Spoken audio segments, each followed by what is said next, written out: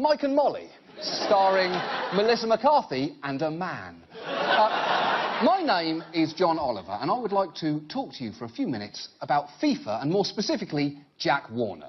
Now, last week he spoke to you on this very channel and promised/threatened to reveal large amounts of incriminating FIFA documents. And since his preferred mode of communication is evidently purchased time on Trinidad's TV6, I have bought this time in the hope that he is watching. Furthermore, I've actually Googled some Trinidadian slang to help me get my message across. So, family, watch me for a minute now. What's the scene? I know you're getting to banker right now. I'll just pause for a second to allow the people of Trinidad to laugh at the whitest person who has ever lived attempting to speak Trini and instead sounding real doltish, ent. But aye. The point is, let's put that aside, Trinidad. But aye. The point is, Mr. Warner, do not blue ball the entire planet by promising spectacular FIFA revelations and not delivering. I am begging you, release everything, because here's my argument. Why the hell not? It's not like you're not already potentially in a lot of trouble. Seriously, I've been looking through the indictment and good luck with that. Plus, apparently your sons are already cooperating with US authorities, so if you don't, it's just going to be awkward. And finally, and I'll be honest, this is my main reason, I'm pretty sure you have some absolutely hilarious examples of FIFA corruption. Just look at your former colleague, Chuck Blazer. Since he turned informant for the FBI, we found out that he had an apartment in Trump Tower for the use of his cats. For the use of his cats! We also discovered his love of Halloween costumes. Because those are real photos. Because he was mistakenly thinking that these photos are more frightening to look at than this, a photo of the regular Chuck Blazer. I have no doubt, Mr. Warner, that you know as many delicious secrets as he does, and you owe it to the whole world to tell us. Why should you do it? Well, put it this way, right now, Jack. Everybody hates you. Everybody. I mean, literally everybody. I think it's something to do with you seeming like an absolutely terrible human being. But, if you turn on FIFA, do not underestimate how much people might be willing to forgive. And if one day you end up in jail and you're staring up at the ceiling, wouldn't you feel better to know that you took down some people with you? It's like they say, snitches get smooches. That's what they say. That's the phrase. So please, release the documents, Mr. Warner, and you may yet salvage your completely tattered reputation. And sure, FIFA's goons might come for you, but as you say in Trinidad, don't hurt your head. Which I believe means don't worry about it. For once in your life, Mr. Warner, don't think about yourself.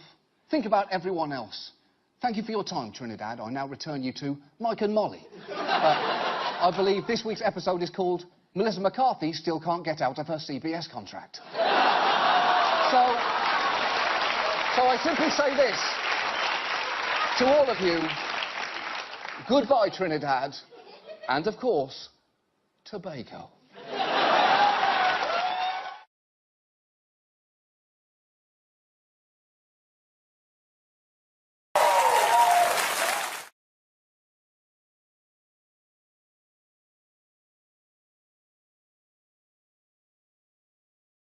But after the president endorsed Hillary on Thursday, this happened.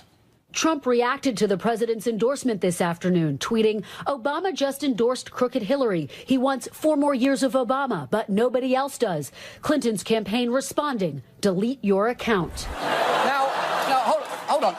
You might have enjoyed that tweet. Frankly, many did. It has over 500,000 likes, but I would argue that getting a lot of likes does not necessarily mean you've accomplished something good. Incidentally, that is a sentence anyone under the age of 20 should frame and hang in their bedroom. Because there is 2 problems with telling Donald Trump to delete his account. First, he's never going to do that. Even when he's been dead for 50 years, he'll still somehow be tweeting from beyond the grave with, met God, very disappointing, dopey beard, can't even lift a heavy rock that he himself created, sad. And second, you just moved this fight onto his turf, which is a huge mistake. Hillary was dominating news coverage this week, and even those who were speaking out against her were talking about substantive issues like women's history and gender equality. And because Trump is an ego goblin who feasts on verbal filth, that national conversation, much like a department store sold out of gloves in boy sizes, was of no use to him. But as soon as she engaged with Trump on Twitter, the fight was back on his turf, and no one fights better there. Trump responded, and I'll read to you what he said on Twitter. How long did it take your staff of 823 people to think that up? And where are your 33,000 emails that you deleted? All right, so she really seemed to walk into that one. Yeah.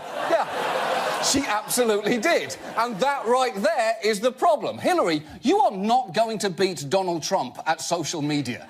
His tweets are the Tom Cruises of tweets. Short and unhinged, but you kind of can't look away. And just like that, Hillary went from a pioneer and a trailblazer into a minor player in an online spat. Hillary demands Trump delete his account. That Twitter war, a preview of how ugly the fall fight could be. The words delete your account are fighting words. It's just smack talk. Yeah, I didn't even know what that means, but apparently our producer said that's what kids use to, like, say they don't like you. Well, actually, it's what kids used to say. Because the minute it was tweeted by a 68-year-old presidential candidate, I'm pretty sure they moved on to whatever the new phrase is, whether it's eat a gerbil, or snap it up, Snoopy, or not in my taco truck. But if this is how the next 5 months are going to play out, Clinton has got a problem. Trump's mastery on social media is unprecedented. He misspells words, overuses caps, passes along unvetted information, and is overtly racist. He's basically Twitter's id made manifest. Whereas for her part, Hillary Clinton has been very much hit or miss on social media, with excruciating mistakes like posting 7 things Hillary Clinton has in common with your abuela, or changing her Twitter avatar so that Rosa Parks was sitting at the back of her logo. She took real heat for that, and yet just a couple of weeks later, she changed her logo again, this time attempting to honour Kwanzaa like this. And come on, at least remove the arrow in the logo. Because this actually looks like the campaign is saying, please move away from the Kwanzaa celebration. But for true toe-curling tone deafness, nothing could beat one particular attempt she made to engage young people online. Hillary Clinton's attempt to use emoji backfires. On Twitter, she asked her followers, how does your student loan debt make you feel? Tell us in 3 emojis or less. That's right, 3 emojis. Because nothing says, I will seriously listen to your concerns, like saying, hey, I'm pretty busy. Can you just condense your thoughts into tiny pictures of ghosts, dolphins, and sex eggplants? Now, the rest of this campaign is going to be depressing. If the 2 people running for president, a task requiring a grasp of nuance and complexity, repeatedly stoop to pandering and flame-throwing online. And it seems that we are going to need a shorthand way to express our disappointment and disgust, which is why we have created this GIF of a vomiting Abraham Lincoln. It is on our Twitter feed right now, and it is all yours to have. Because whenever Clinton's campaign tries to hashtag engage us or Trump says something awful, I think it's going to be pretty useful in articulating what we're all... Let's move on to veterans, the only people on Earth who can pull off a camo jacket. Gwyneth. Wednesday is Veterans Day, a chance for Americans around the country to salute those who've served. Although, if you've watched any sporting event any time in the past few years, you could be excused for thinking every day is Veterans Day. The roar of a military flyover is the highlight of NFL pregame activities. And the Padres take the field in their camo uni. Pre-game, a full field flag was unveiled in honor of our troops. A tribute to those who protect our way of life. There is Dad, home from Korea. And here's a moment that makes you proud to be an American. Please direct your attention high above the scoreboard and welcome Sergeant First Class Richard Babineau as he rappels down from the arena catwalk for tonight's ceremonial puck drop.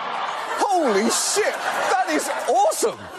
Although, quick tip to the NHL, maybe don't lead off your festivities with something objectively cooler than the product you're presenting. Hope you enjoyed an American hero flying through the air. Now for your main event, 12 bearded Russians engage in full-contact figure skating while trying to whack a flat ball. Unfortunately, though, it turns out while some military tributes were for the right reasons, others may have been a little more self-serving. You know those moments when you see a military member sing the national anthem or carry out the American flag at a game? Well, an unprecedented congressional review has found those moments are often actually paid for by the Department of Defense. The investigation showed that as many as 72 contracts were in place with up to 50 pro sports teams. That's right. This week, we learned the full extent of how the US military had been quietly paying sports teams in exchange for seemingly genuine emotional moments, a phenomenon usually reserved for the girlfriend experience section of Craigslist casual encounters. And the details of some of these deals are amazing. The Air Force paid the Dallas Mavericks $5,000 for a package that included throwing out T-shirts that the Air Force itself provided, and the National Guard paid the Atlanta Falcons to recognise its birthday. And that is so sad. That's what a mom does for her socially inept third grader. Listen, if you come to Gregory's party for 45 minutes, I'll get you an Xbox One, but you have to talk to him and you cannot deny you came.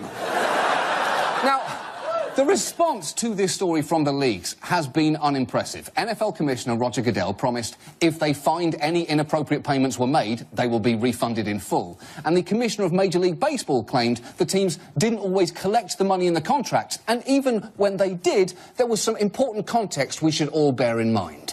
I think that our clubs, for the minuscule amount of money involved here, it's just not material to their business. And I think that the amount of things that we do free for the military, hundreds and hundreds of fold, makes up for whatever small payments are involved in these contracts. No, it doesn't. And you just made this even grosser. You're basically saying, well, maybe we did take your money, but we're so rich, we didn't even need it. And besides, we've done so much for veterans. A little thank you for your service.